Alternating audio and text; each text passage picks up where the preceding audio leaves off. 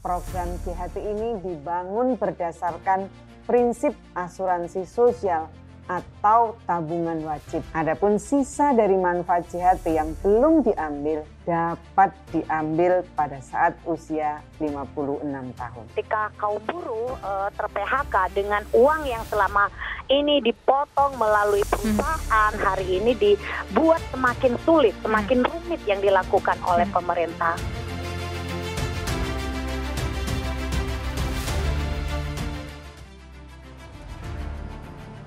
Selamat malam pemirsa. Peraturan Menteri Ketenagakerjaan Nomor 2 Tahun 2020 tentang tata cara dan juga pembayaran manfaat jaminan hari tua yang baru bisa cair pada usia 56 tahun menjadi polemik. Banyak sekali pihak yang menolak dan menganggap tidak fair aturan ini. Bahkan ada juga yang mengecam dan meminta Permenaker ini dicabut karena imbasnya adalah ke para buruh. Tapi ada juga yang mengatakan bahwa ini kan namanya JHT, jaminan hari tua. Jadi memang sudah disiapkan untuk jaringan pengaman sosial di kemudian hari ketika buruh sudah tidak lagi aktif dan produktif. Ya, tenang dulu, kita akan cari tahu sebenarnya tujuannya apa, latar belakangnya apa. Apakah sebenarnya buruh ini harus berterima kasih karena hari tuanya kemudian dilindungi, atau justru sebaliknya. Kita nanti akan bahas bersama dengan sejumlah narasumber yang sudah hadir di studio Catatan Demokrasi. Tapi seperti biasa pemirsa, kita hadirkan terlebih dahulu beberapa informasi yang hangat diperbincangkan akhir-akhir ini.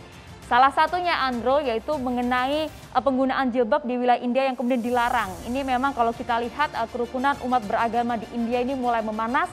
Setelah itu tadi ya, dilarangnya penggunaan jilbab bagi muslimah di India.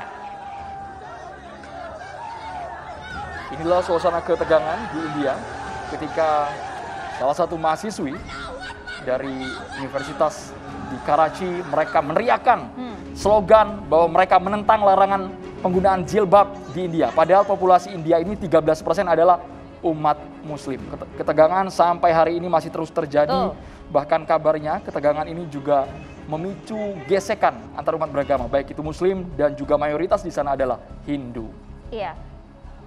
Ini kalau kita lihat prihatin juga, Paul Pogba bahkan juga turut mengomentari mengenai hal ini. Dan yang baru-baru juga memanas di India adalah Gubernur Kerala Arif Muhammad Khan ini bahkan sempat mengeluarkan pernyataan yang lebih kontroversial lagi, Andro.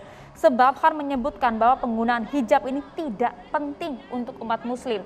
Karena kan ini dampaknya juga berujung dengan larangan mahasiswi berjilbab untuk kemudian memasuki perguruan tinggi di sana. Betul.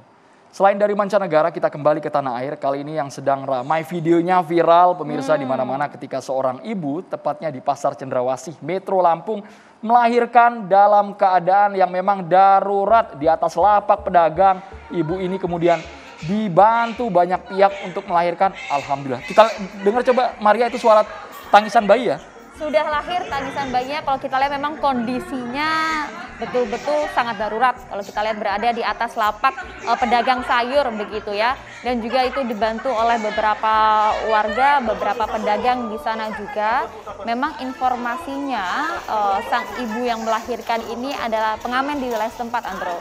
Dan beruntung ya lahir dengan kondisi yang proses persalinan berlangsung lancar. Di usia ibu ini sekitar 29 tahun, dibantu ada polisi di sana, ada bidan yang tiba-tiba mereka manjat ke lapak dagangan kemudian berusaha untuk membantu persalinan. Bayinya ditarik, itu sehat ya Maria ya. Gratis, ini lahir gratis tapi juga bahaya juga ini kalau tidak orang ahli yang menangani ya. Lahir gratis plus viral ya Andro ya.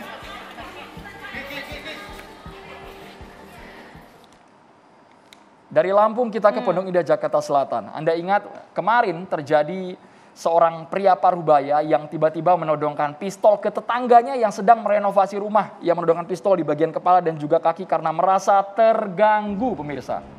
Merasa terganggu kemudian menggunakan senjata api. Dan kini akhirnya statusnya sudah menjadi tersangka, sudah diamankan oleh pihak kepolisian. Nih ya, yang mengenakan baju kuning ini, pelaku menodongkan pistolnya, kabarnya jenis airsoft gun ini, kepada tukang. Tukang yang nggak tahu apa-apa, Pak, kok tega banget gitu, tukang ditodong pistol. Langsung ini dilaporin kan? Apa? Gitu. Karena ini kan banyak yang dipertanyakan oleh banyak pihak, mau ngaku-ngaku kok jadi koboi jalanan atau bagaimana gitu kan? Katanya berisik, terganggu karena sedang renovasi. Ya paling tidak dibicarakan secara baik-baik dengan cara juga yang memang beretika, Pak, Nah, beradab. kalau untuk dibicarakan secara baik-baik ini juga perlu nampaknya Andro, karena sedang memanas juga mengenai peraturan Menteri Ketenagakerjaan nomor 2 tahun 2022 mengenai jaminan hari tua yang katanya baru bisa cair 100% ini pada saat usia 56 tahun. Kini digugat ke Mahkamah Agung. Mereka menggugat salah satu poin di Peraturan Menteri Ketenagakerjaan nomor 2 tahun 2022, tepatnya mereka menggugat mengenai kebijakan kenapa di usia 56 tahun baru bisa diambil secara lamsam atau secara seluruhnya. Kenapa hanya bisa diambil 30%, 10% ketika mereka tiba-tiba di tengah jalan mereka memutuskan atau diputuskan sepihak oleh pihak perusahaan. Ini dia pasal 5 yang poin digugat, yakni perihal manfaat JHT bagi peserta yang mengundurkan diri, yang resign biasanya kita lebih kenal dengan istilah itu ya, sebagaimana dimaksud dalam pasal 4 ayat 2. Karena banyak juga pihak yang membandingkan. Dulu itu ketika kita sudah resign di tengah jalan, 1 bulan setelah tidak aktif bekerja lagi, bisa diambil seluruhnya. Sekarang berbeda. Karena memang kemudian banyak juga buruh yang menyuarakan, artinya pada saat mereka di PHK diberhentikan, kemudian uang dari jaminan hari tua itu yang mereka bisa gunakan untuk modal usaha berikutnya dan juga keseharian mereka. Petisi online terus mengalir, yang tadinya mungkin mereka menyediakan kuota targetnya 500.000 yang menandatangani, sekarang sudah 394.443, bergerak terus ya, hampir mendekati 400.000 petisi.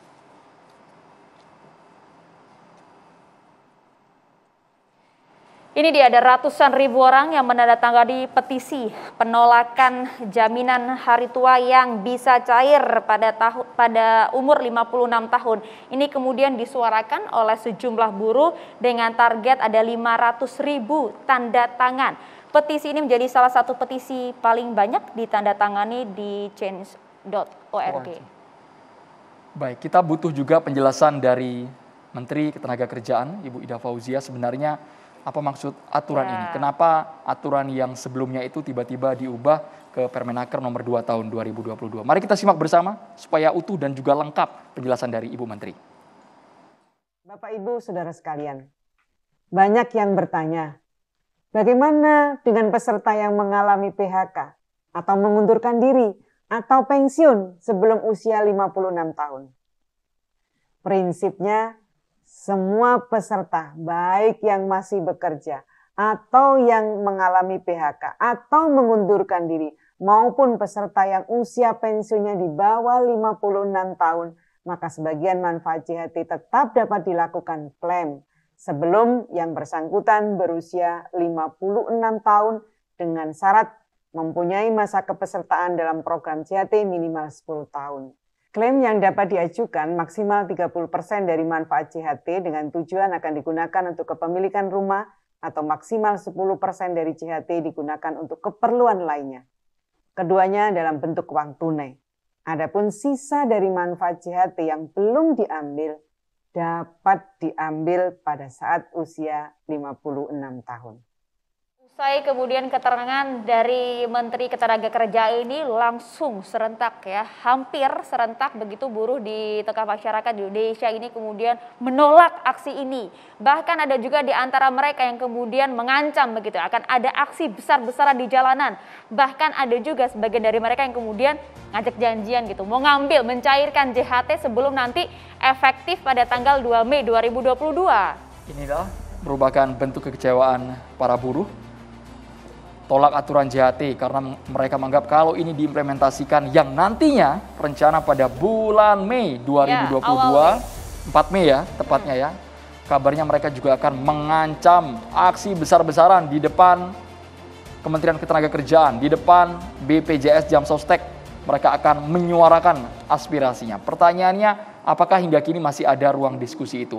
Mungkin tidak kejadian seperti tahun 2015 ketika aturan tersebut diminta oleh Presiden untuk dicabut, direvisi ketika ada gelombang penolakan. Atau memang sudah dikaji secara matang, ini memang baik untuk para buruh. Perlu ditanyakan juga pada saat kemudian perancangan permen ini apakah sebagian serikat buruh juga diajak diskusi. Nah, kita akan coba tanyakan langsung dengan sejumlah narasumber kami. Kita sapa terlebih dahulu.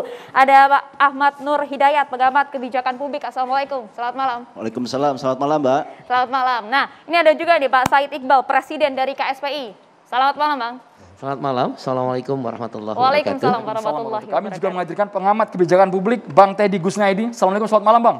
Waalaikumsalam, selamat malam. Sehat Bang ya? Alhamdulillah. Kemudian Bapak Lukman Edi, politisi PKB. Assalamualaikum Bang. Waalaikumsalam, selamat malam. Sehat Bang ya? Alhamdulillah. Baik, kita langsung dengerin suara buruh nih. Ada Bang Said Iqbal yang kabarnya kemarin lantang menolak dan mengecam akan Permenaker nomor 2 tahun 2022 ini. Alasannya apa? Teman-teman dari buruh menolak keras aturan ini. Betul semuanya menolak nih Bang. Bismillah. Pertama, buruh tidak pernah diajak bicara untuk membahas Permenaker nomor 2 tahun 2022 tentang jaminan hari tua. 4 orang anggota kita yang formal ya, kalau yang tidak formal kan kita bisa abaikan. Di lembaga formal tripartit nasional 4 orang adalah dari KSPI, 4 orang dari KSPSI Andi Gani, dan sisanya adalah 7 orang dari berbagai serikat buruh. 8 orang ini berarti kan mayoritas. 8-8-nya saya tanya menyatakan tidak pernah ada keputusan tripartit nasional secara pleno, ya secara pleno yang menyatakan setuju dan ada pembahasan Permenaker nomor 2 tahun 2022. Tentang pembicaraan di badan pekerja, jadi di tripartit itu ada pleno yang ngambil keputusan dipimpin oleh menteri dan badan pekerja. Badan pekerja ini yang membuat konsep-konsep lah, think tanknya. Memang ada pembicaraan itu dan banyak hal dibicarakan termasuk waktu Omnibus Law juga dibicarakan. Tapi bukan berarti apa yang dibahas di badan pekerja adalah keputusan tripartit. Karena tripartit itu harus diplenokan. Clear di situ berarti saya cari dokumen termasuk kawan-kawan media tadi dapat dari kementerian. Saya tanya ini kan hanya absensi, daftar absensi badan pekerja yang membahas berbagai hal. Mungkin salah satunya membahas tentang JHT. Tapi keputusan di dalam tripartit unsur buruh, unsur pengusaha dan unsur pemerintah tidak ada satupun catatan maupun absensi tentang itu. Clear. Dengan demikian memang tidak pernah ada diajak bicara. Kalau pernah ada sebagian buruh juga diundang di RDPU DPR, itu kan bukan keputusan tripartit. DPR ingin mendengar apa masukan-masukan yang diundang serikat buruh. Tapi alhamdulillah dari semua proses itu KSPI nggak pernah mau ikut. Karena saya tahu karakter birokrat ya. Sebelum rapat aja kesimpulan udah ada. Wah ini tahu tuh menteri. Jadi kalau mau ikut nanti dianggap setuju iya, dong. absen aja bisa dijadikan dasar bahwa kita setuju. Pengalaman saya itu di Omnibus Law. Saya 10 tahun jadi anggota Tripnas, 10 tahun jadi anggota Dewan Pengupahan Nasional. Selalu itu sebelum rapat kesimpulan tidak ada. Dan nanti begitu rapat selesai kita tinggal setuju atau tidak setuju. Nah di Omnibus kan begitu. Makanya ditolakkan oleh MK. Partisipasi publiknya itu terbukti. Dan kebetulan saya diminta juga dari saksi fakta di dalam sidang uji formil itu. Nah itu berulang kali. Dan dugaan saya ini menteri tidak lapor ke presiden. Jadi mengambil sikap sendiri, mengulang kembali apa yang dilakukan oleh Menaker Hanif pada waktu itu. Menaker Hanif mengeluarkan juga 10 tahun tadi disebut. 10 tahun masa kepesertaan JHT baru bisa dicairkan. Nah kemudian terjadi reaksi balik kan, penolakan dari kawan-kawan buruh dan masyarakat umum, tidak hanya buruh. Karena peserta jaminan sosial tenaga kerja memang ada buruh, tapi juga ada yang masyarakat umum yang bukan anggota serikat buruh. Akhirnya presiden menggunakan diskresi. Boleh enggak? Boleh.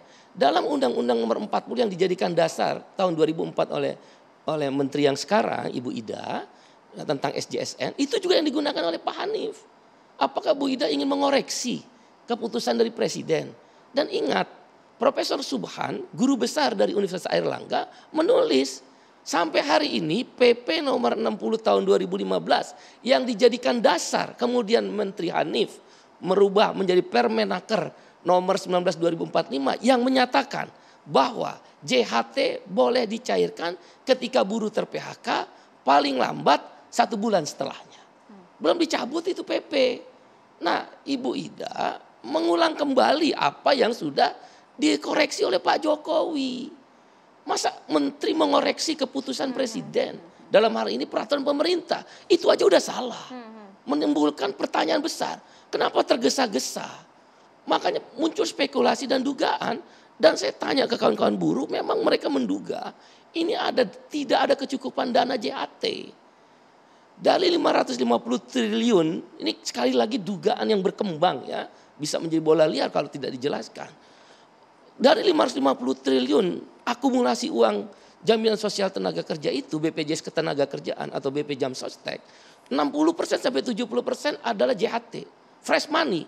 Tiap bulan nambah, tiap tahun nambah karena gaji naik, JHT naik. Kalau jaminan kecelakaan kerja, jaminan kematian, jaminan pensiun dia nggak bisa. Dia harus ada penggunaan asuransi sosial tadi. Kalau jaminan pensiun ada hitungan aktuaria. Yang paling fresh money itu JHT. Nah jangan-jangan 350 triliun ini tidak ada kecukupan dana. Sehingga begitu kan, dugaan. Ada dugaan dan itu yang oleh netizen, oleh buruh-buruh yang saya tanya, mereka memang menduga itu. Ini harus dijelaskan. Bang Said Iqbal, kenapa tiba-tiba? Ini menarik karena Bang Said Iqbal merasa tidak dilibatkan, tidak ada partisipasi buruh dalam rapat merumuskan Permenaker ini. Kita tanyakan, ini ada Bapak Sukitman Sujatmiko, Maria ya. Betul, ini temannya Bang Said Iqbal dari Sarbu Musi di Serikat Buruh Muslim Indonesia selaku Wakil Presiden DPP Konfederasi Sarbu Musi. Selamat malam. Assalamualaikum Pak Sukitman. Selamat malam, Assalamualaikum. Ya Pak Sukitman, betul begitu teman-teman buruh ini tidak dilibatkan dalam perencanaan Permenaker nomor 2 tahun 2022 ini? Saya ingin menjelaskan dua hal, Pak. Okay. Pertama adalah bahwa waktu itu kan ada RDP tanggal 28 September. Di sana ada dua perwakilan Serikat Pekerja Serikat Buruh yang menghadiri. Sekjennya SPSI dan presidennya KSBSI. Salah satunya adalah bagaimana meninjau ulang filosofi jaminan hari tua. Pasca itu di Badan Pekerja LKS Tripartit Nasional itu ada rapat yang khusus membahas Permenaker 19 2015. Artinya judul rapatnya adalah mengubah Permenaker 19 2015. Ada dua hal di sana yang disetujui rapat Badan Pekerja. Pertama adalah mengembalikan filosofi jaminan hari tua kembali kepada Undang-Undang SJMN, Undang-Undang Nomor 40 Tahun 2004. Yang kedua adalah mengubah karena kan bahasan waktu itu kita melihat bahwa PP 60 ini tidak sesuai dengan undang-undang. Apapun alasannya, PP 60 ini tidak sesuai dengan undang-undang. Yang sesuai adalah PP 46 karena sudah tertulis dengan jelas di dalam Undang-Undang Nomor 40 Tahun 2004. Maka harapan kita waktu itu adalah bagaimana mengembalikan Undang-Undang Permenaker ini menjadi peraturan pelaksana dari Undang-Undang Nomor 40 Tahun 2004. Nah, yang kedua yang kita ubah di situ adalah kita meminta kepada pemerintah agar yang mengundurkan diri dan juga yang meninggal dunia itu maksimal 5 tahun kepesertaan dicairkan. Nah, itu yang tidak dimasukkan ke dalam Permenaker Nomor 2 Tahun 2022. Kenapa ini belum diplenokan? Karena waktu itu kita rapat pada bulan November 2021. Setelah November, Desember kan kita sudah secara anggaran ini sudah tidak ada anggaran untuk melakukan rapat baik BP ataupun pleno. Dan baru ketemu lagi rapat Januari waktu itu adalah mengesahkan schedule atau mengesahkan rapat terhadap agenda tahun 2022. Pak Sukitman. Yang hadir waktu itu Ya, yang hadir waktu itu adalah dari unsur pemerintah, dari unsur pekerja, ada dua dari unsur KSPI, dari FSPKEP dan SPN yang waktu itu hadir. Oke, dan kalau begitu juga ada dari SPSI dan Sarbumus yang hadir waktu itu. Kalau begitu kita tanya dulu, betul Bang dari KSPI ada yang hadir? Badan Pekerja itu bukan pengambil keputusan, kan udah dijelaskan tadi. Pengambil keputusan di tripartit saya 10 tahun itu adalah pleno. Nah kalau pleno belum diambil keputusan, maka belum diambil keputusan sudah dikeluarkan Permenaker. PP nomor 60 belum dirubah loh. Dasar Permenaker kepada PP udah melanggar dan instruksi presiden dilawan oleh menteri. Pak Hanif waktu itu makanya menurunkan PP nomor 60 tahun 2015, keluarlah Permenaker nomor 19 yang membolehkan orang ter-PHK paling lambat 1 bulan boleh mencairkan JHT. Dan kondisi saat itu adalah kondisi PHK besar-besaran. Apalagi sekarang kondisinya lebih abnormal. Pandemi COVID-19 tidak bisa diprediksi. Jadi begini, bedakan antara JHT, tabungan sosial dengan jaminan pensiun. Kalau jaminan pensiun wajib sampai masa usia pensiun. Karena apa? Kecukupan dananya dibutuhkan sampai dia pensiun. Ada hitungan aktuaris. Misal, saya punya 100 rupiah, hitungan pensiun saya nanti umur 56, saya dapat 1.000. Maka saya nggak boleh ambil 1.000-nya. Karena saya harus dia hitung secara aktuaria dengan iuran tertentu manfaat pasti atau iuran pasti, sampailah di usia pensiun ambil 1.000. Tapi kalau JHT itu tabungan sosial. Tabungan sosial itu makanya Pak Jokowi mengambil diskresi. Keluar PP nomor 60. Apa itu tabungan sosial? Tabungan sosial namanya aja social security, keamanan, jaminan.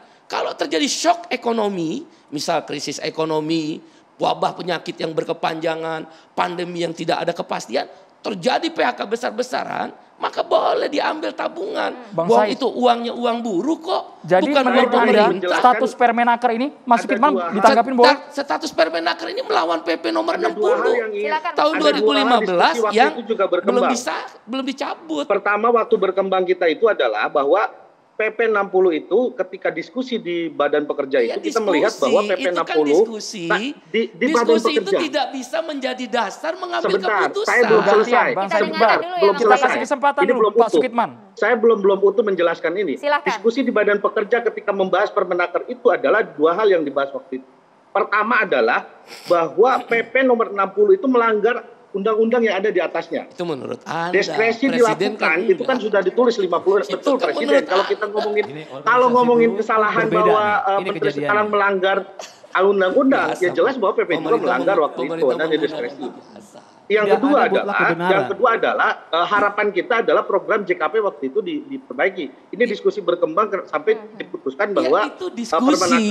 PP nomor 60 itu belum dirubah, nggak bisa diskusi. Anda melawan Presiden berarti Menteri Anda itu.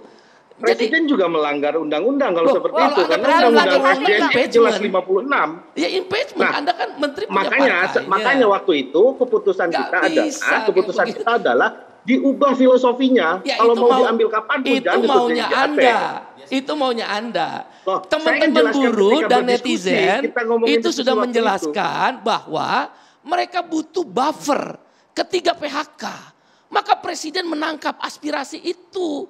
Bukan maunya Anda. Dan Anda pun tidak mewakili serikat buruh secara menyeluruh. Ada serikat buruh yang nggak setuju. Dan ada buruh mayoritas tidak setuju. Maka Presiden menangkap itu, keluarlah PP nomor 60 2015. Dan ingat, di seluruh dunia, saya ILO governing body, paham tentang jaminan sosial. Mau Yunani, Spanyol, Nordik, Swedia, Finlandia, Australia, Brazil, Kolombia, ketika terjadi buffer akibat shock ekonomi, tabungan sosial itu boleh diambil. Pertanyaannya kenapa serikat buruh bisa berbeda suara? Pertanyaannya kenapa nggak kompak? Sesaat lagi dijawab Bapak. Hanya di catatan demokrasi, Bang Said Iqbal dan juga Pak Sukitman.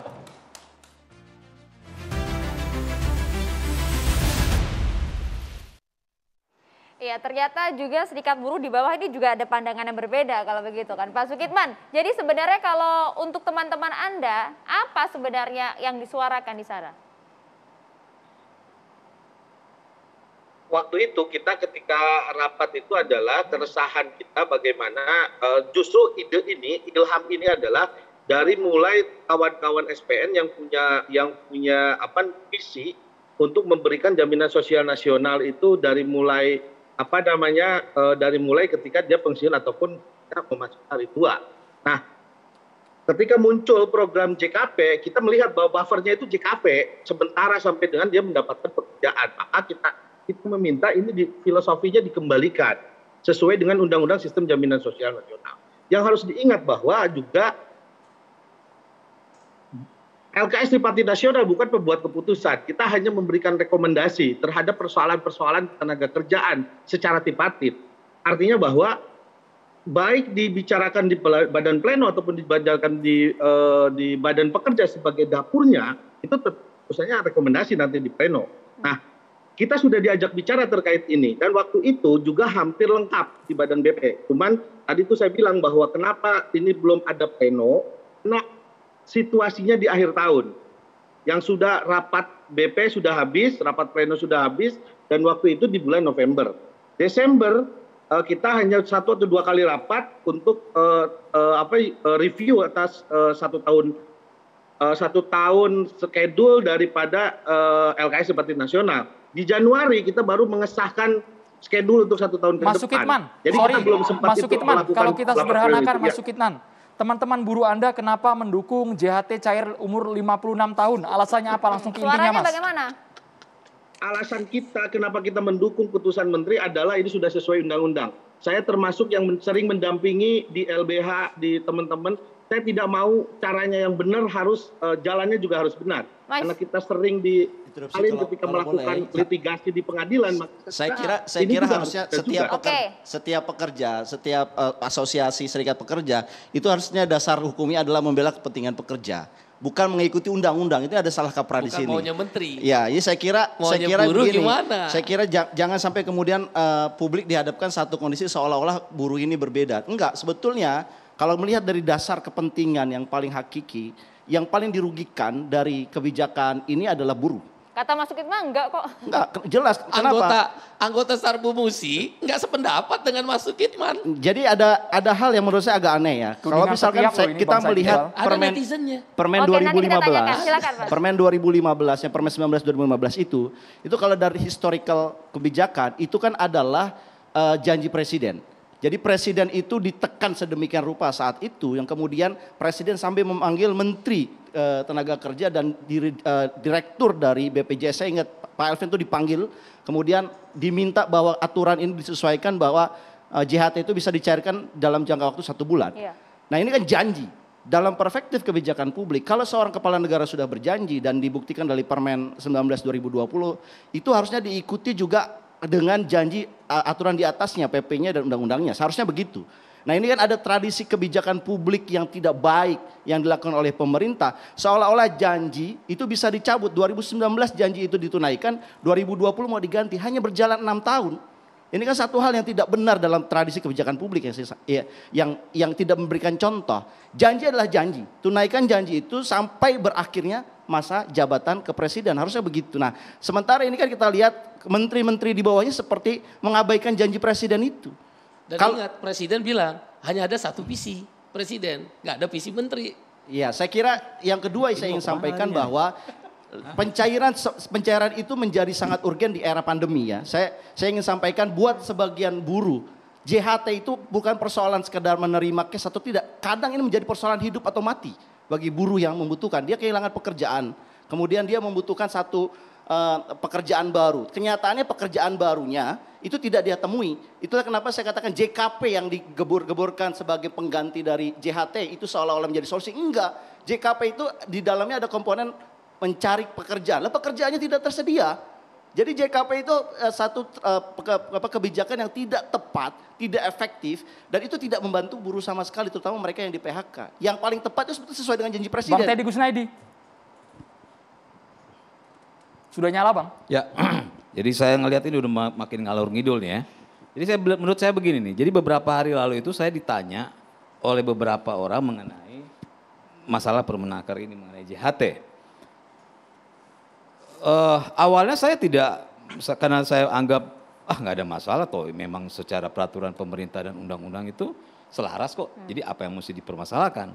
Tapi ketika ya organisasi buruh sudah mulai memprovokasi, anggota DPR sudah mulai memprovokasi dengan bahasa-bahasa yang yang tidak bisa kalau saya sampaikan di publik ini nggak pantas gitu ya, sehingga membuat mereka bereaksi. Saya bilang sudahlah, lu mau memanfaatkan buruh, mau cari suara buruh, mau cari nama, mau dipuji atau mau cari uang, silahkan saja. Tapi jangan menjerat buruh dengan cara-cara seperti ini. Kenapa? Jadi saya bilang ke teman-teman, hey, kalian ini mau permasalahkan apa sebenarnya? Permenakernya, mau berkeluh kesah, ya, atau dampak? Ini maksudnya ke arah sini Bang, ke arah baju oranye Bang. Saya bingung, dia ini partai politik apa organisasi buruh? KSPI Bang, udah jelas tadi Bang. Ya. Jadi tiga ini saya tanya sama teman-teman. Akhirnya mereka bilang, Permenaker nggak adil. Oke. Ini teman-teman yang mana Bang? Teman-teman saya by phone, dari ada teman-teman mana? di media sosial ya. Oke. Ya. Jadi akhirnya saya buat video juga akhirnya kan. Saya tanya begini, masalahnya apa nih? Kalau Permenaker masalahnya apa? Di mana yang kalian tolak? Oh pasal 5 katanya. Oke, di pasal 5 Karena Permenaker ini cantolannya ke peraturan pemerintah. Lihat apakah bertentangan apa tidak. Ternyata tidak bertentangan, ya. Karena di situ menyebutkan untuk untuk mendapatkan dana itu cair bahwa pertama dia pensiun, kedua cacat, ketiga meninggal dunia. Nah, artinya sah aja. Berarti kan yang bermasalah nggak ada nih di Permenaker nih. Bagaimana dengan janji presiden? Tunggu dulu. Artinya kalian harus cantolai ke atas. Apakah ini undang-undang SJSN yang bermasalah? Ya, cari saya bilang. Apakah bermasalah? Sama nggak? Bertentangan tidak? Ternyata tidak. Dengan PP bertentangannya. Ternyata PP nomor tidak, ya? 60 2015 bacanya utuh. Sudah. Saya sudah. Naik ke PP. Saya sudah. PP berarti ke undang-undang. Saya sudah. Jadi saya juga bukan orang kemarin sore perburuhan ya. Jadi saya akhirnya bilang ke teman-teman nih ya. Saya bilang, wah nggak ada di SJSN pun tidak. Lalu saya bilang begini, ini orang politisi-politisi ini, kalian kalau sekali lagi saya bilang, kalau memang ya undang-undang SJSN itu bermasalah, dari awal kalian bilang dong, JHT itu untuk orang yang ter-PHK misalnya. Ini ketika di undang-undang SJSN kalian yang buat, kalian terima, kalian sosialisasikan, giliran ada masalah, kalian berganti wajah. Mau jadi hero, ya karena sudah mendekati politik, kalian mendapatkan suara mereka. Ini biadab saya bilang. Ya. Ini karena menjerumuskan buruh. Interupsi ya Bang? Tunggu, interupsi. Saya menjelaskan itu. Menjerumuskan kenapa saya bilang? Janji presiden itu 2015, kalau dilihat dari kondisinya. Makanya saya bilang selalu bercampur. 2015 itu konsumsi masyarakat kita itu 4,5%. Rendah sekali. Dan presiden saat itu peka bahwa JHT ini bisa menyelamatkan masyarakat dan membantu pertumbuhan ekonomi. 2022 ini bukan lebih baik, bahkan lebih buruk. Tingkat konsumsi masyarakat kita hanya di bawah 3%. Saya mau tanya ke Anda, apakah bertentangan nggak dengan undang-undang SJSN? Kalau itu tidak, sudah selesai dulu di sini. Selesai dulu di sini. Jawab, saya enggak. Karena kalau menurut saya itu bertentangan dengan janji presiden. Udah, Bu Menteri itu bisa diganti loh. SJSN, jangan kemana-mana. Undang-undang SJSN bertentangan nggak? Tidak, ya sudah selesai saya bilang. Nah, bertentangan maksudnya apa nih? Kalau Permenaker dengan undang-undang SJSN, dengan undang-undang SJSN bertentangan urutan apa dulu, tidak? tata perurutan undang-undang. Gini, kalau Permenaker dia lihat ke PP. Iya. Bertentangan nggak dengan PP? Tidak. Bertentangan. Tidak. PP nomor 60 2015 menyatakan boleh mencairkan atau mengambil dana JHT setelah dia ter-PHK paling lambat 1 bulan. Ya. Oke, lihat PP 60 bertentangan nggak dengan undang-undang nomor 40 2004 tentang SJSN? Tidak. Iya. Karena presiden menggunakan hak diskresinya. Makanya saya bilang, jangan di bicara seluruh ke presiden dunia. dulu. Loh, sudah. Nggak bisa. Enggak, saya bicara mengenai aturan dulu nih. Nanti saya sambung ke bicara yang lain. Permenaker itu bertentangan dengan PP nomor 60. Kan udah saya jelaskan tadi. Nggak ada pertentangannya. Oh, bertentangan. Baca dulu. Sudah baca. Jadi gini ya Bang. 1 bulan sama 56 tahun tuh beda jauh. Iya. Beda jauh. Saya menjelaskan lagi, bisa nggak nih? Boleh. Oke ya. 3 menit lagi Setelah kita kasih. itu saya menyatakan ini teman-teman ini ya. Saya bilang begini, oke mereka akhirnya, iya juga. Kedua saya bertanya, kalian mau bicara apa? Soal keluh kesah. Keluh kesah apa? Akhirnya digabung nih.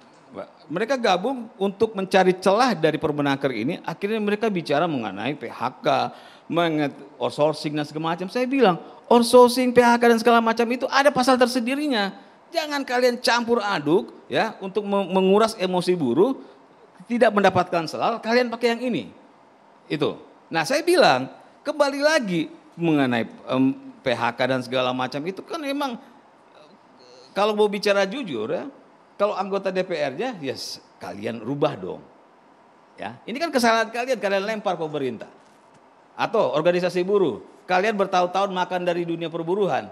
Apa enggak ada enggak kesejahteraan buruh dengan versi kalian? Kalau begitu juga. Bang Lukman Edi harus jawab. Nah, tuh, poin ketiga saya bilang ya. Terakhir Bang. Poin ketiga, saya cuma bilang begini nih.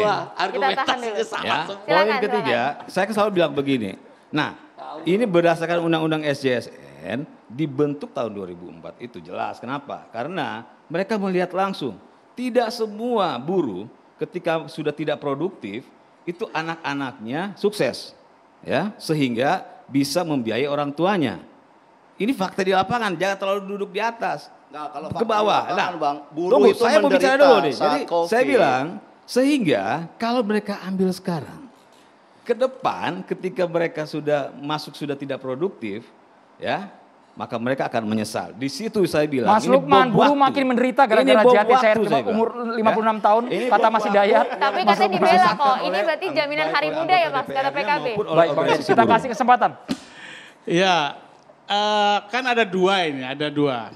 Menurut saya yang nomor satu soal proses, kita nggak boleh terlalu lama juga berdebat soal proses, Bang Iqbal. Ya, ini sama kala kita mahasiswa dulu berdebat tentang proses itu berhari-hari, nggak masuk pada substansi. Ya, jadi soal melibatkan tripartit, soal melibatkan organisasi-organisasi buruh, oke. Kalau itu misalnya ada kekeliruan, ada kesalahan, saya kira menjadi kewajiban pemerintah kemudian untuk berkomunikasi dengan organisasi-organisasi buruh maupun tripartit. Tapi ya. Dilibatkan nggak sih? Tadi kan debatable, ada yang menyatakan dilibatkan, ada yang menyatakan tidak dilibatkan, kemudian ada juga yang menyatakan bahwa kami ikut pleno. Nah, pleno sendiri itu bisa macam-macam, itu bisa diperdebatkan. Okay. Ada pleno memutuskan soal Permenaker, ada pleno per pasal. Jadi yang mana yang maunya ini sebenarnya? Pleno cuma satu. Tapi itu ya, jangan bias Bang, kemana-mana. Menurut saya tidak produktif kalau boleh. kita terlalu lama memperdebatkan soal proses itu. Okay. Kalau misalnya proses itu ada cacat, proses itu misalnya butuh komunikasi, butuh pembicaraan lagi, monggo silakan ya, kita sampaikan kepada Menteri Tenaga Kerja bahwa Bu Ida, ini ada komunikasi selama proses itu yang misalnya yang kurang, perbaiki itu. Mungkin sekarang direvisi, Bang Lukman, mungkin tidak sekarang direvisi. Tunggu dulu, kita kan belum masuk substansi. Nah, sekarang yang kedua menurut saya soal substansinya. Nah, ini yang senang Ya? kita. Soal substansinya yang kedua. Substansinya nanti akan Jadi kita kita bahas. tinggalkan dulu Bang Said, ya, soal proses ini. Yang penting yang ditunggu oleh buruh sekarang ini adalah soal substansinya. Sekarang substansinya seperti apa? Ini menguntungkan atau tidak? Ya, Bang Said perlu ingat bahwa ya Permenaker nomor 2 tahun 2022 ini adalah berdasarkan kepada undang-undang SJSN kan seperti itu. Kalau ada perdebatan bahwa ada PP itu Bang Said sendiri menyatakan bahwa PP itu ada diskresi, ada ayat atau pasal diskresi di situ. Karena pada saat itu ada tuntutan dari buruh, ini kami yang dipecat ini, kami yang di PHK ini diakomodir di pasal mana? Nggak ada diakomodasi. Oleh sebab itu kemudian muncullah diskresi presiden. Tapi diskresi itu kan sifatnya temporer. Begitu ada ketentuan atau ada produk hukum lainnya yang melengkapi terhadap kebutuhan terhadap diskresi itu melalui munculnya kebijakan tentang JKP, selesai sudah Pak. Sudah selesai itu. Ya, tunggu dulu. JKP itu melanggar aturan. Karena dasarnya adalah undang-undang Ciptaker. Kalau ini saya akan menggerakkan buruh nanti untuk membuat petisi. Karena apa? Karena Anda mengusulkan untuk menghapuskan JKP. Bukan, nggak ada bisa. dua persoalan. Buruh juga berarti. Secara substansi ada dua yang dilanggar. Ya, yang pertama, JKP itu menguntungkan bagi buruh. Buruh tidak setuju menguntungkan JKP bagi itu buruh. versi pemerintah. Jadi ini kelompok makanya buruh dalam yang undang-undang mana? Cipta Kerja. Jadi Kita ini, tahan Pak, dulu, saya kita ingin akan ini dulu. kembali usai jeda berikut ini. Tetaplah bersama kami. Tahan dulu Bapak-Bapak, tahan dulu ya.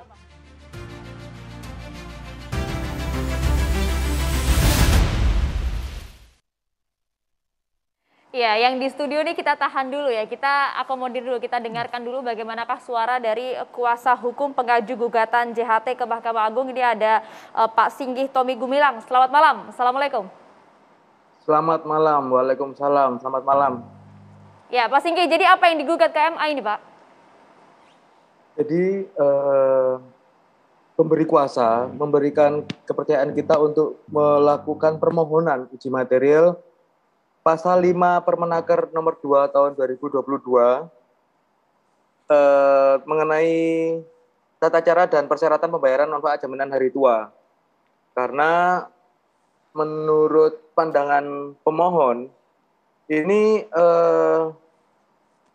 pasal 5 itu bertentangan dengan pasal 26 ayat 1, ayat 2, ayat 3, PP nomor 60 tahun 2015 tentang perubahan atas peraturan pemerintah nomor 46 tahun 2015 tentang penyelenggaraan program jaminan hari tua dan pasal 6 ayat 1 huruf G dan huruf I Undang-Undang nomor 12 tahun 2011. Pak Singgi boleh dibacakan Pak Singgi, pasal yang mana Pak Singgi?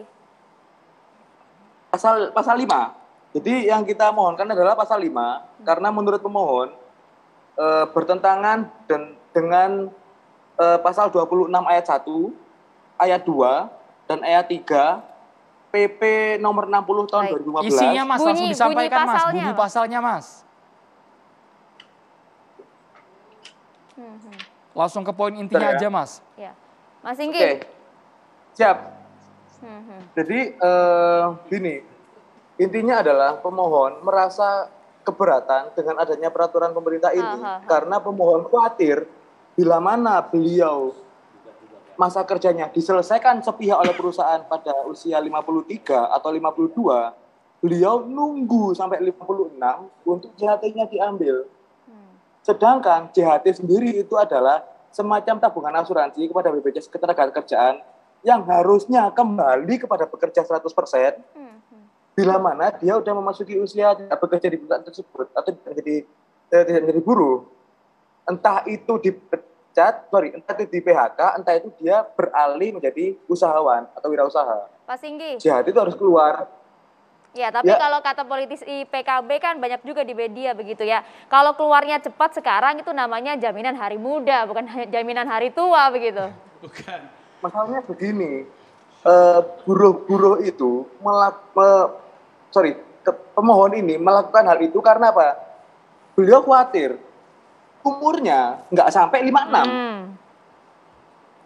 Kalau beliau selesai, kalau meninggal JHT keluar ya Pak Said ya. Iya. Tapi kan belum merasakan. Kalau meninggal JHT keluar. Kalau meninggal dunia JHT-nya cair kok Mas. Ini bukan soal meninggal dunia ini soal dipecat, di PHK. Ini ngerti nggak sih sebenarnya orangnya? Oke, kita dengarkan dulu suaranya. Tapi benar Pak Singgi ini benar. Pak Singgi ini benar menggugat ke Mahkamah Agung. Ya itu ya bagian dari penegakan hukum lah itu ya. Kalau resign tadi yang ditanyakan. Kalau resign gimana nasibnya? Enggak, masalahnya bukan di situ. Kalau saya sih ya melihat ini benar ya. Pak Singgi itu menggugat ke Mahkamah Agung. Jalurnya benar. Tapi kalau saya pasal-pasal yang digugat oleh Pak Singgi ini keliru. Ya, karena kewenangan Mahkamah Agung itu adalah mengadili bila bertentangan dengan undang-undang. Ya. Jadi bukan dengan PP. Dengan PP. Makanya saya bilang. Sampai kalah nanti. Oke, kita dengarkan dulu responnya, Bapak-bapak. Kita tahan dulu ya Pak ya. Silakan Pak Singgi. Ke PT UN aja dulu. Baru melangkah udah dibilang kalah nih Mas Lukman. Saya ya. Mas Singgi. PT UN saja dulu. Gugatlah permen ini ke PT UN kalau memang dianggap bertentangan. Kita kasih tanggapan dulu Bang Lukman. Monggo silakan. Silakan ditanggapi Pak Singgi. Dia udah salah dari awal beriapa dia orangnya? Kita dengarkan dulu lah Bapak-bapak. Mas Singgi, monggo Mas. Tenang, kalem. Terima kasih. Jadi begini Bang, karena saya hanya menerima kuasa dari pemohon, ya kan? Pemohon ini merasa resah Bang. Baik. Pemohon ini bagian dari buruh, bagian dari teman-teman buruh. Saya tidak mentelaah apakah beliau bagian dari organ serikat buruh. Cuman beliau secara pekerja pabrik, di pabrik besi, merasa khawatir dengan adanya kebijakan PHK yang nggak pakai komunikasi. Seandainya beliau di PHK umur 53 seperti tadi saya bicarakan saya ulang, sedangkan JHT keluar di umur 56, jarak itu mereka bingung usaha atau makan apa. Sedangkan JHT ini adalah kayak tabungan asuransi yang berhak oleh aturan sebelumnya jarak berapa lama baru boleh keluar. Ini sampai 56 ini menurut pemohon ini sangat menindas hak-hak buruh ini, saudara-saudara. Saya nggak tahu apakah sama seperti saya tambahkan. Mas Singgi, ditambahkan Mas Ahmad Nur Hidayat. Saya tambahkan ya Mas. Jadi sebenarnya kan persoalannya jangan masuk ke proses tapi ke substansi. Dan substansinya kita harus membangunnya berdasarkan proses kebijakan publik. Proses kebijakan publik yang benar itu adalah bicara mengenai dana JHT ini pertama adalah milik siapa? Ini milik pekerja loh. Buruh. Miliknya buruh. Mereka kerja kerasnya mereka kok ini diatur oleh pemerintah. Kalau dana pemerintah sih nggak ada masalah. Satu. Yang kedua, itu gunanya pemerintah, Pak. Gunanya pemerintah itu mengatur. Bapak-bapak, jangan dua lawan satu dong. Kita tidak terdengar jelas nih suaranya. Tenang dong. JHT itu adalah jaminan hari tua, bukan jaminan hari muda. Itu secara filosofi juga salah. Jaminan hari tua yang dimaksudkan adalah memberikan social security buat pekerja untuk masa depannya apabila tidak produktif. Ketika dia misalkan tidak punya pekerjaan, atau dia dipaksa untuk mundurkan diri, tidak bekerja lagi. JHT itu merupakan satu-satunya handalan dia. Karena kalau ngarapin JKP itu sedikit. Nah, yang kedua, kalau JHT ini seperti Permenmas nomor 2015 ini sangat tepat. Kenapa? Karena ini akan memacu entrepreneurship. Sekarang negara membutuhkan entrepreneurship. Kalau kita ingin maju, Indonesia emas itu tercapai, kita butuh jumlah entrepreneurship yang banyak. Dan dana JHT yang besar ini sekaligus gelontongan, itu bisa meningkatkan entrepreneurship kalau pemerintah konsisten. Kenapa nggak didorong ke sana? Ketika usia 56 nanti konsisten. Siapa yang nanggung? Ada masalah 56 tahun itu, ya? Pak. Kasih gelontoran 56 tahun. Kalau JHT-nya diambil sekarang, dan boleh diambil sekarang ketika dia usianya pensiun 56 tahun, siapa yang nanggung? 56 tahun sudah ada jaminan pensiun. Enggak, salah Bapak. Usia 56 tahun, gini, JHT ketika Undang-Undang nomor 40 tahun 2004 keluar, itu belum ada jaminan pensiun.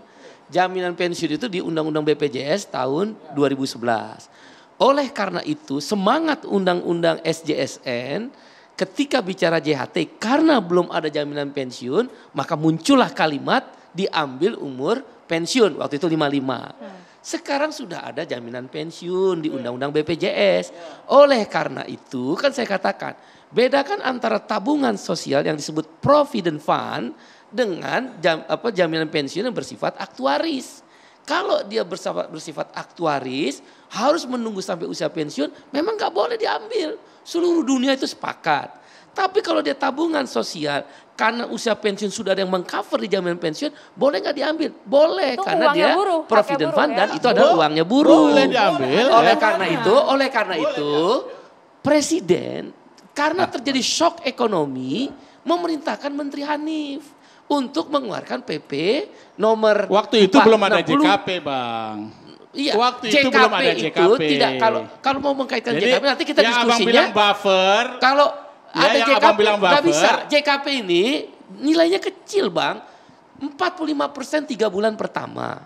Kemudian 3 bulan kedua 25%. Akumulasinya nggak cukup dan itu sampai 6 bulan. Ini semua kalau JHT adalah akumulasi. Di dalam JHT itu karena dia bersifat tabungan sosial di dunia. Asuransi sosial yang disebut oleh Ibu Menteri itu disebut Provident Fund. Apa itu Provident Fund? Boleh diambil sesuai kebutuhannya. Kenapa tadi saya bikin 3 poin itu? Nah ini kayak begini nih. Semua tuh akhirnya mengatasnamakan, mengikuti keinginan dan pemikiran buruh walaupun salah. Supaya apa? Mendapatkan nama, mendapatkan pujian dan segala macam. Bukan, ini ternyata. Buktinya. Anggota saya 2,2 juta orang. Saya bilang. Saya memperjuangkan minimal 2,2 juta orang. Anda nggak punya anggota, nggak boleh ngomong begitu. Kalau nggak punya, kalau punya anggota, boleh. Katakan ada serikat buruh yang tidak setuju dengan kami. Ada 2,2 juta orang, anggota KSPI dengan keluarganya 5 juta orang. 5 juta orang. Bapak-bapak, kita secara bergantian kita harus kejar dulu di catatan demokrasi. Kami akan segera kembali sesaat lagi. Tahan.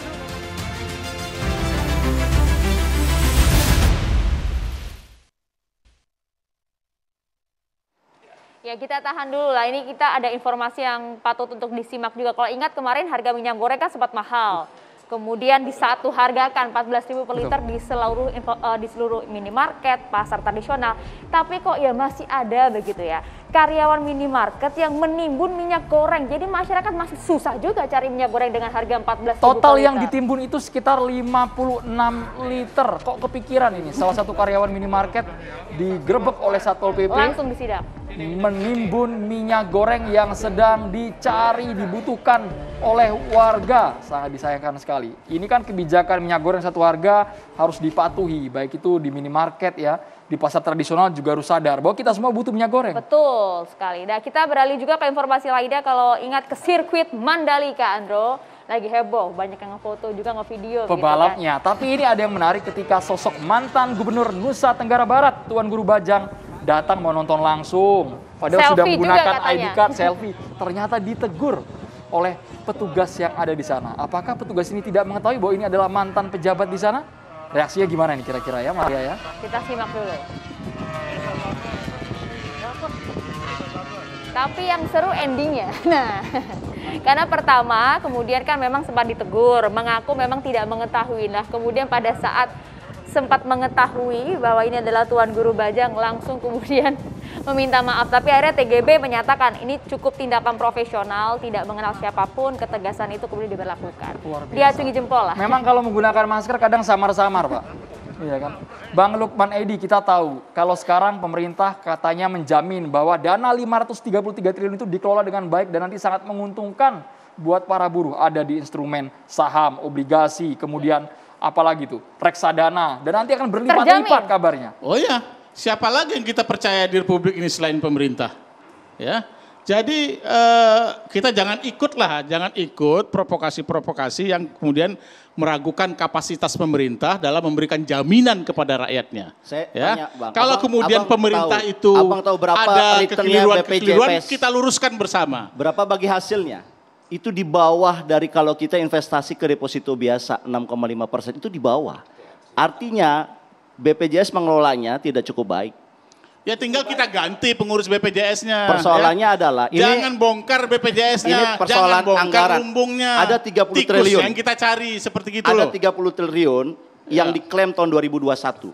Kalau ini diperpanjang sampai 56 tahun berarti 30 triliun per tahun itu nggak ada. Nggak ada. Jadi BPJS 30 triliun yang besar itu kemana pertanyaannya? Kalau ini ditaruh di 56 tahun. Kalau nggak salah itu menjadi catatan BPK.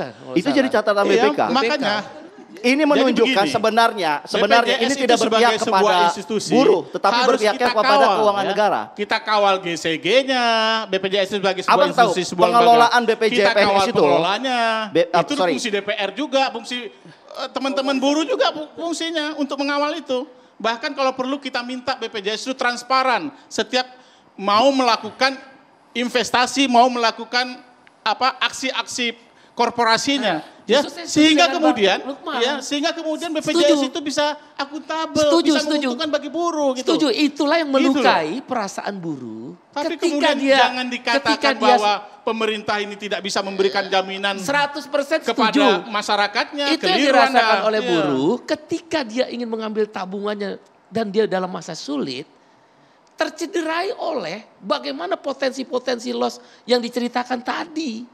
Maka mereka berpikir, jangan-jangan uang JHT gue nggak hilang nih. Nah, mana kemana nih? Nah, oleh karena itu, prasangka itu bukan yang menurut prasangka. saya juga ini harus diluruskan. Ya. Saya kira saya itu prasangka 30 triliun. Kalau menurut saya itu prasangka bahwa ini uang 2021 kan nanti 56 tahun digunakan oleh pemerintah secara tidak bertanggung jawab. Udahlah, tinggalkan persepsi-persepsi seperti itu. Bukan oleh pemerintah. Pemerintah itu regulator. Nggak mungkin pemerintah ngambil uang. Pemerintah itu jangankan uang rakyat. Bicara kita bingung Pak kalau bareng-bareng ngomongnya tidak terdengar jelas. Saya ingin dalam di sini. Bahwa kalau seandainya buruh tidak boleh ngambil seperti yang biasanya 56 tahun. Yang nggak boleh ngambil itu siapa?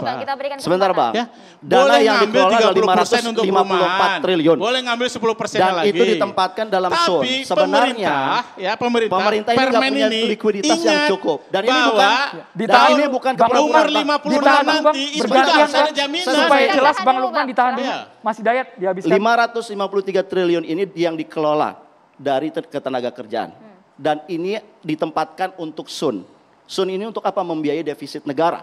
Sekarang kenapa kemudian pengen diperpanjang? Karena biar uang yang dikelola ini jumlahnya Bang sekitar 300 triliun kalau saya hitung. 350 triliun ini dari JHT aja. Ini akan dibelikan SUN jangka panjang. Betul. Persoalannya adalah sebenarnya dalam kebijakan publik kita mau pro kepada kebijakan keuangan negara atau ke buruh. Saat ini saya kira buruh ini lagi menderita. Kejam sekali. Ini jadi kembali pada kepentingan buruh. Ketika PHK merajalela. Bukan kalau PHK merajalela, situasi shock ekonomi dan abnormal, maka kepentingan buruh yang didahulukan. Bukan kepentingan bagaimana untuk surat utang negara. Sampai situ mengumpulkan akumulasi modal. Menjerumuskan buruh dengan ini mayoritas buruh minta JHT harus dibayar ketika Gak ada uang negara yang kemudian digunakan oleh pemerintah itu kemudian merugikan rakyat. Itu persepsi soal itu. Tolong itu buang jauh-jauh. Jadi karena pemerintah jangankan uang yang dikelola oleh pemerintah seperti ini, uang yang tidak dikelola oleh pemerintah saja pemerintah jamin kok. Bank Indonesia tidak boleh lagi membeli sun. Jadi pemerintah berpikir siapa akan membeli sun? Ya suruh aja BPJS tenaga kerjaan dengan cara apa? Diperpanjang 56 tahun. Enggak, ini real. Bukan isu jadi sebenarnya keduanya bank dalam persoalan publik benar. Ada yang bilang dana haji, ada bilang dana JHT. Itu biasa Pak. Ini isu-isu. Tapi kan Pak Hidayat, surat utang kan dijamin pemerintah akan cair sesuai dengan return yang sudah diatur dalam regulasi. Saya nggak mengatakan bahwa dana ini nanti akan disalahgunakan, tidak. Saya tidak mengatakan dana ini akan disalahgunakan, tidak. Uang buruh akan tetap ada. Cuman persoalannya dalam menetapkan prioritas kebijakan publik, lagi-lagi pemerintah gagal. Yang menetapkan prioritas siapa? Anda. Publik mana yang mana? Buruh, Bang. Ketika dipecat saya tanya. Anda mengatakan prioritas itu sudah ukurannya. Kalau Anda dipecat, dari mana? Anda ingin punya dunia usaha, ingin membuka dunia usaha. Saya jelasin ya. Oke, tahan dulu. Oke. Kan nggak bisa jawab, enggak? Uangnya dari tunggu saya bilang. Enggak, ini mereka. Pak Lukman sama Pak Teddy jangan saling debat dong. Silakan. Sisinya sama nih. Ya, framing yang mereka bangun ini sekarang adalah seolah-olah kalau tidak dapatkan JHT, maka kiamat. Ya. Maka buruh tidak bisa ngapa-ngapain. Tapi memang begitu adanya. Tidak ada. Gimana ceritanya? Sekarang saya kasih tahu ya. Ada buruh-buruh. Ya, mereka masih bekerja. Ya oke, masih bekerja. Masih bekerja. Tapi mereka sudah bikin usaha. Mereka masih bekerja. Tidak dapat JHT. Berapa orang? Jadi mereka. Berapa persen? Jadi berapa persen dari total buruh? Bisa. Berapa persen? Bisa. Gak bisa. Mereka masih produktif. Sebenarnya yang penting itu Pak Said bagaimana mendorong Menteri Tenaga Kerja itu menekan perusahaan-perusahaan yang punya buruh-buruh itu untuk ikut program JKP. Itu lebih penting. Karena di situ JKP itu bukan program pengusaha, itu program pemerintah. Makanya supaya ini semua didorong supaya ini dilaksanakan dengan baik gitu loh. JKP itu nggak yang didorong sama pengusaha, kemudian JHT-nya yang di JKP yang didesain nama Pak Erlangga. Kita satu-satu ya Bang, boleh bergantian boleh. Kita habiskan dulu. Pak Lukman kita habiskan dulu. Inilah bedanya pemerintahan sekarang. Pemerintahan sekarang ini ya dalam rangka untuk mewujudkan welfare state itu benar-benar memberikan banyak jaminan. Pendidikan dijamin, orang nganggur juga dijamin. Ya beda Pak. Ini nggak pernah dilakukan oleh pemerintah sebelumnya. Dalam konsep welfare state tidak ada superior negara. Jadi seolah-olah negara superior ini kalau kita yang ngelola kami lebih baik. Loh, kalau ini dikelola oleh buruh, JHT-nya diambil. Kemudian dia investasiin, punya usaha. Itu presentasinya jauh lebih tinggi dibandingkan kalau dikelola negara. Yang mengatasnamakannya nanti siapa? Mengatasnamakan buruh itu diberikan kewenangan oleh buruh itu untuk mengelola uang itu siapa? Siapa yang memberikan jaminan? Kalau kita lihat kalau kemudian si buruh itu menggunakan JHT-nya untuk dia yang punya kemandirian, negara juga diuntungkan. Ini mengelola secara personal, secara mandiri. Justru ini tambah ngawur. Saya ingin menanggapi JKP. Siapa yang memberikan jaminan? Saya ingin menanggapi JKP dulu Bang. Anda akan benar mengelola uang buruh. Oke, nggak usah melebar ke sana. Negara juga jelas bisa mengatakan konstitusi memberikan saya superior lu dibandingkan Anda, saya lebih baik. Nggak boleh. Memberikan jaminan. Dalam negara demokrasi nggak boleh. Kalau Anda mengelola dana buruh siapa yang memberikan jaminan? Siapa yang mengelolanya? Kalau Anda bawa lari uangnya siapa yang? Kita ngomong JKP. 3 catatan tentang JKP. 1, JKP itu rekomposisi, tidak dikenal dalam asuransi sosial, sistem jaminan sosial di seluruh negara. Yaitu JKK dan JKM diambil. Waktu kita akad membayar iuran JKK dan iuran JKM, kita mentasbihkan diri kita, kalau saya kecelakaan kerja ada uangnya. Kalau saya mati ada uangnya. Tiba-tiba negara, tanda petik, merampok secara konstitusional. Dia ambil uang itu, ditaruh di JKP. Nah, Anda jelaskan konstitusional dari mana? Dari mana konstitusionalnya? Bisa jawab. Kita dengarkan sebentar Bang, ini belum tuntas Bang, penjelasannya belum tuntas. Undang-undangnya yang melanggar gitu. Oh gimana ceritanya? Saya jawab dulu. Nanti ada kesempatan untuk membantah. Bang Lukman, Bang Teddy nanti ada kesempatan untuk membantah. Tahan dulu. Ya, dari mana? Di dalam Omnibus Law, Undang-Undang Cipta Kerja, klaster ketenaga kerjaan mengatur itu. Bahwa JKP ada rekomposisi. Dituangkan dalam aturan turunannya PP nomor 36 tahun 2021. Saya membayar JKK bukan untuk membayar pesangon orang lain. Itu satu, nggak ada dalam konsep manapun rekomposisi. Dua, JKP itu nilainya terlalu kecil. Hanya masa tunggunya 6 bulan. 3 bulan pertama dibayar 45% dari upah. Kemudian 3 bulan kedua dibayar 25%. Maka buruh berpendapat. Kami ini buruh, setidak-tidaknya anggota saya lah yang 2,2 juta. Berpendapat tidak cukup. Dan yang ketiga, kalau tidak cukup, JHT. Makanya abang gugat minta pemerintah untuk meningkatkan, kalau nggak bisa cukup 3 bulan bikin 6 bulan. Kita tolak JKP. Jangan buang JHT-nya. Omnibus Law kita tolak. Pertanyaan saya, ketika tolak. usia 56 tahun JHT-nya sudah diambil, siapa yang tanggung jawab? Jaminan pensiun. Jaminan pensiun berapa? Kalau lebih besar. Jaminan pensiun ya JHT-nya hilang. Iya. Cuma dapat jaminan pensiun. Iya, besar. Kalau ada JHT, jaminan pensiun plus JHT. Enggak. Seluruh dunia Habis. namanya orang masuk pensiun jaminan pensiun. Tapi kalau dia provident fund itu tergantung shock ekonomi. Ulang-ulang saya bilang provident fund. Jadi dalam kalau ditanya kalau orang masa pensiun jaminan pensiun. Dan itu negara sudah memberikan. Siapa? Jaminan pensiun dapat juga. Iya. JHT dapat juga. Dapat 2 loh Bang. Loh, JHT dibutuhkan ketika shock ekonomi. Kita balik aja ke undang-undang SJSN. Soal shock ekonomi sudah disiapkan JKP sebagai JKP kan udah buffernya. saya bilang kecil. Dan kita nggak setuju. Rekomposisi itu nggak. Abang merasa kecil, mending abang gugat JKP-nya digedein gitu loh. Kenapa tak mungkin? Baca abang pertanyaannya uangnya dari mana? Undang-undang dan abang yang mikirin Bang. Undang-undang dan PP nomor 36 menjelaskan rekomposisi JKK dan JKM. Kita baca baik-baik. Tunggu dulu. Dengan demikian, enggak, masalahnya saya jelasin dulu JKP. Kalau enggak tuntas. Dari tadi ngomong JKP itu rekomposisi. Saya nabung bayar iuran untuk kalau saya mati dapat duit. Tiba-tiba uang saya diambil sebagian bayar orang yang saya nggak kenal di pesangon. Logika apa? Kalau dalam internasional itu disebut unemployment insurance. Tidak ada istilah. Poinnya sudah dapat Bang Said, poinnya sudah diterjemahkan secara baik.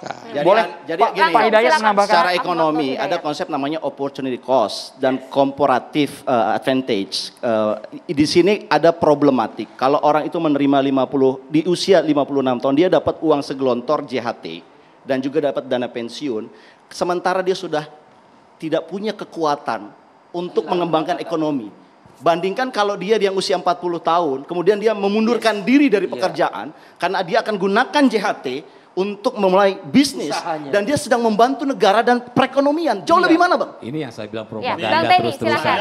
Saya kalau Anda pemerintah, Anda punya persepsi begitu, saya nggak akan memimpin demo bareng sama Said Iqbal. Saya akan jadi abang menterinya nanti.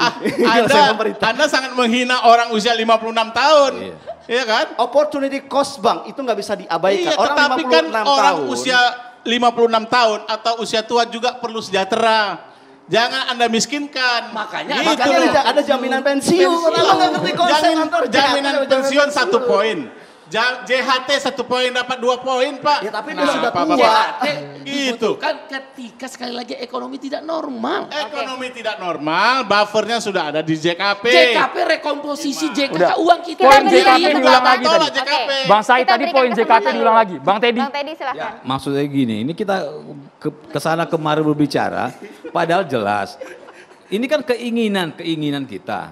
Tapi kan semuanya karena di negara hukum kita harus mengacu kemana? Ke undang-undang SJSN, di mana undang-undang itu saya kembali lagi yang disetujui oleh para organisasi buruh dan buruh termasuk dengan DPR yang pembuatnya. Nah sekarang Yang berkembang sekarang ini adalah sesuatu yang tidak berdasarkan aturan hukum. Artinya harus terima saja. Ya, berarti kalau kalian mau, kalian yang DPR yang pada berteriak-teriak itu ya memberikan informasi-informasi yang sesat, menurut saya mereka coba perjuangkan untuk mengubah aja undang-undang SSN. Masukkan dalam pasal JHT itu bahwa kalau orang di PHK atau resign, masukkan aja pasal itu. Maka JHT-nya dikeluarkan. Kalau itu ya sudah, sama kayak saya bilang kalau itu udah dibuat ya sudah, saya juga. Menurut Anda dana ketika 56 tahun dicairkan itu sudah ya makanya kalau 56 tahun sudah besar, dan segala macam kan saya bilang itu dibentuk, undang-undang itu dibentuk karena melihat kondisi saat itu bahwa ternyata orang-orang 56 tahun anak-anaknya belum tentu bisa membiayai mereka, ya kan? Jadi ada pemikiran di situ sehingga dibuatkanlah ada ada JHT-nya, ada ya segala macam. Jadi yang ini. Jadi balik lagi kita kembali lagi. Bang Said Iqbal umur udah berapa? 30%. Hah? 53. Masa 3 tahun lagi masih dianggap tua? Poinnya, ya masih produktif toh, 56 masih produktif toh. Poinnya begini yang sekarang disampaikan terjadi adalah semua mau berbicara tapi di luar dari undang-undang. Yang terjadi sekarang, saya sering tukang ngopi ya, suka nongkrong sama anak-anak. Ketika dapat JHT, apa jadinya? Karena mereka masih produktif, akhirnya mereka konsumtif. Ini yang terjadi. Tapi kalau digunakan model usaha kan? Digunakan model usaha, Bang. Ada juga, bukan semuanya. Iya. Tapi rata-rata, bukan rata-rata ya, saya tidak punya angkanya, tapi kawan-kawan saya dan segala macam itu ya. Jangan suzon lah, Bang. Oke, terakhir kalau begitu, saya mau ke Bang Said. Bang Said, jawaban iya atau tidak? Besok jadi aksi massa tidak? Jadi dong, dan ini aksi akan berlanjut terus. Oke, kalau begitu kita akan kembali usai jeda berikut. Tetaplah bersama kami di Catatan Demokrasi.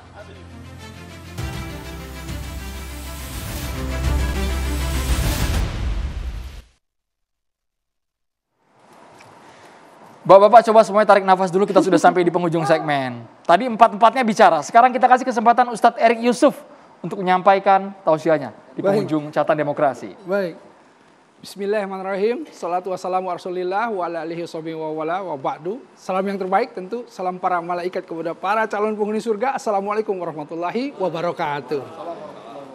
Seru sekali kita lihat tadi ya, betapa bapak-bapak di sini betul-betul berusaha keras ya, memikirkan betul-betul nasib ya masyarakat yang banyak sekali.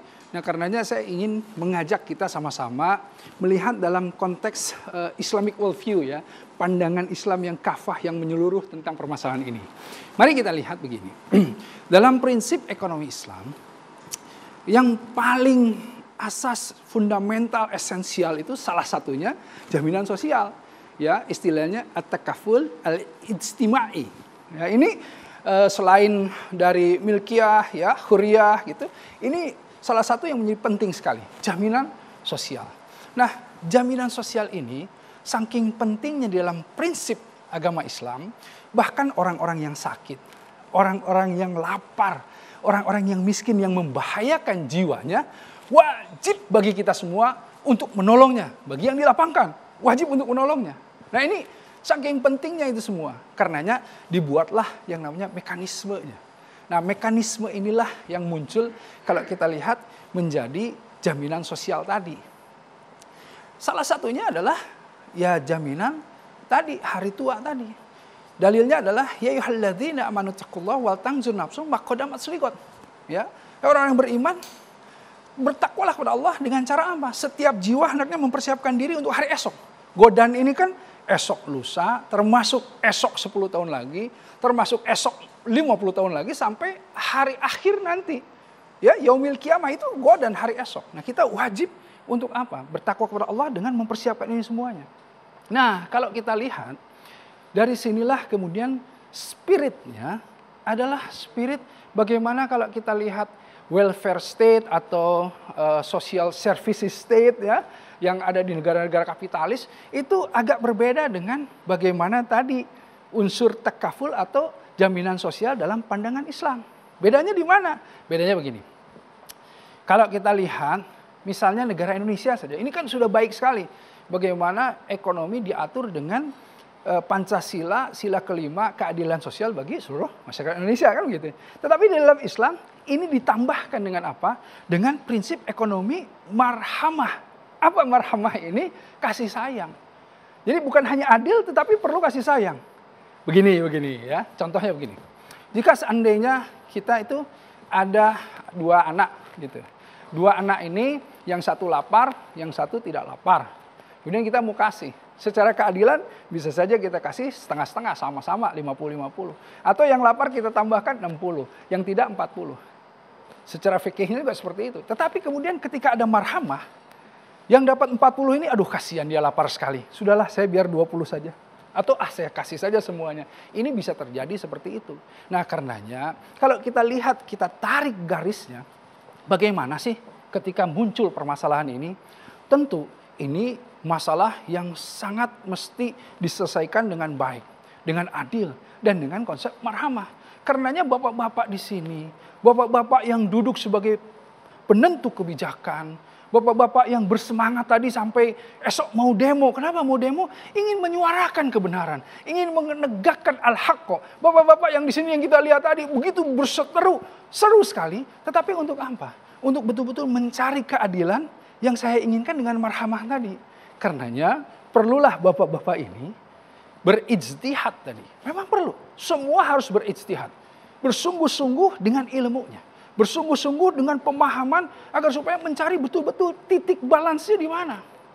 Tetapi selain berijtihad, ada satu yang saya ingin ingatkan kepada semua. Di dalam Islam, pengambilan keputusan pertama ijtihad tadi. Tapi yang kedua istikharah. Istikharah itu idza jaa nasrullahi wal fath. Gimana caranya buka pintu langit untuk menurunkan pertolongan Allah. Nah, disinilah bapak-bapak perlu istikharah.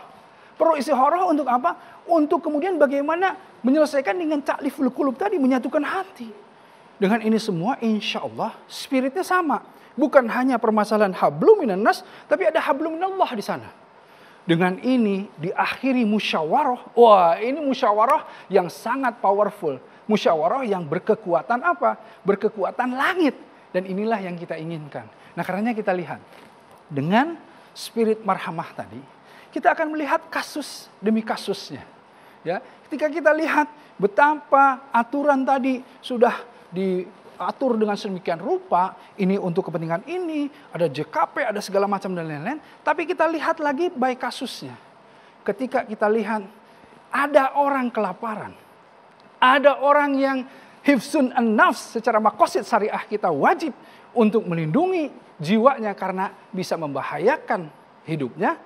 Kita harus mengambil keputusan yang kemudian berpihak kepadanya.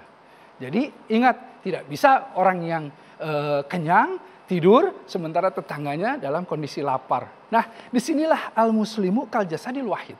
Muslim yang satu dengan yang lainnya itu satu tubuh. Karenanya kalau yang satu sakit, yang lain merasa sakit. Nah ketika ada kemudian orang-orang yang kemudian mengeluarkan pernyataan-pernyataan setuju dan tidak setuju dan lain-lain. Artinya apa? Artinya justru ini bagus. Secara demokrasi ini bagus. Ayo kita bersama-sama. Al-muslimu kalbunyanin yasu'tu badun bato. Dari semua ijtihad ilmu yang ada, dari semuanya mari kita duduk sama-sama bermusyawarah. Tapi ingat, musyawarah dengan apa? Pertama ijtihad tadi, istikharahnya jangan kemudian ditinggalkan, barulah bermusyawarah. Dengan ini semuanya, antum semuanya duduk dan insya Allah pahala mengalir dari setiap perdebatan kata-kata yang keluar tadi. Karena ini keuntungan, kepentingan untuk masyarakat semuanya. Assalamualaikum warahmatullahi wabarakatuh. Waalaikumsalam warahmatullahi wabarakatuh. Terima kasih banyak Ustadz Erik Yusuf, Mas Ahmad Nur Hidayat, kemudian Pak Said Iqbal. Terima kasih juga Bang Lukman Edi serta Bang Teddy. Tapi kalau tadi kita lihat nampaknya masih belum ketemu nih antara kubu hitam, kubu merah, kubu orange. Kita perlu dengarkan juga bagaimanakah suara buruh, suara masyarakat. Tadi catatan demokrasi malam hari ini bikin polling di Twitter kami. Kita lihat berapakah jumlahnya. Pemerintah mengeluarkan aturan baru terkait pencairan dana jaminan hari tua dari BP Jamsostek. Nah, ternyata yang tidak setuju, 90% dengan yang setuju 4%, yang terserah juga 6%. Pasrah ya, ini nitip salam lah ya Bang Lukman buat Bu Menteri. Kira-kira Bang Lukman nyumbang suara 4% gak nih sama pertanyaannya salah itu, pertanyaan salah. Pertanyaannya salah. Terima kasih banyak kepada bapak-bapak yang sudah berpartisipasi meskipun tadi beradu gagasan, memiliki pendapat yang berbeda, tapi paling tidak semuanya untuk kepentingan publik. Betul sekali. Kita akan berjumpa lagi pemirsa di catatan demokrasi minggu depan. Terima kasih. Sampai jumpa.